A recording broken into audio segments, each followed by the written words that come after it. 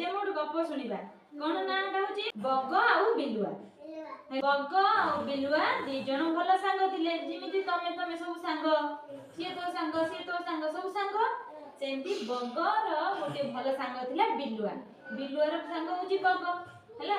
दिने बिलुआर जन्मदिन पड़िला तमर से सब जन्मदिन पड़े ना बगनानी कहला बगनानी मोर काली जन्मदिन तू आम घर को आसीबू आ मु मांस तरकारी रांधिबी आमे दुए मिसिकी खाइबा। के कहला बिलुआ कहला बग को हैला मो जन्मदिन तू आम घर को आसीबू आमे मांस तरकारी रांधिबी खाइबा। सेटु ता पर दिन बग बग गाधेई पाधेई नुआ ड्रेस पिंधी से फूल तोड़ा नहीं कुआड़ भाला ना बिलुआ नाना घर को काकी ना बिलुआ नानार जन्मदिन थिला हैला। जिमिते जाई पहुंची बिलुआ नाना घरे मांस तरकारी रो बास्ना कलता नाक करे बाजिला ताको आहुरी जोर भोक गला कारण मांस तरकारी रंधा को गला। बिलुआ नाना को बधाई जाइला परे बिलुआ नाना कहला चलो मु मांस तरकारी रांधिची आमे दुए मिसी खाइबा। तेबे बिलुआ नाना कोन कला गोटे थाळिया तमे जो भात खाउछ जो थाळिया रे से थाळिया रे मांस तरकारी आनला कि तरकारी आनला मांस तरकारी। किंतु बगर थंट केमितिया देखि जरा बगर थंट केमितिया बगर थंट पूरा मुनिया से थाली रु मांस तरकारी खाई परिला नै। तो सब तरकारी की के खाई देला बिलुआ सब तरकारी की चाटी चुटी की खाई देला किंतु बगर ना को मोड़ी कहला मु आकु पाने देमी का को पाने देमी ना बिलुआ को पाने देमी मते डाकी आ मांस तरकारी भल से खोई देला।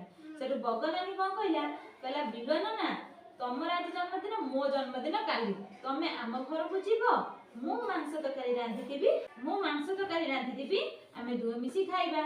सेटु बिलुआ नाना ता पर दिन गाधेई पाधेई फूल गड़ा नहीं बगनानी घर को गला हैला। सेटु बग कोन कला चालाकी सहित गोटे माठिया देखछो ना माठिया पाइले से माठिया रे मांस तरकारी बाडी की नहीं आसिला। मांस तरकारी को माठिया रे बडा जाए मांस तरकारी को खाइ परियो माठिया रे बाडी होला सेतले माठिया रे बाडी की नहीं आइला।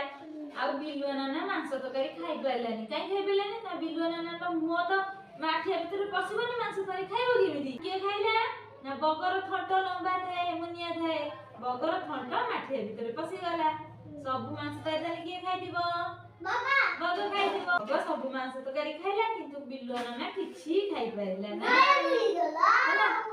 सेठु बिलुआ नाना मन दुख रे काई घर को पड़े आसिला मन दुख रे। तेनु सांग मानकु आमे हैरान करबा उचित नुह हैला। सांग मानकु केबे हैरान करबो नाही केबे कष्ट दबो नाही हैला।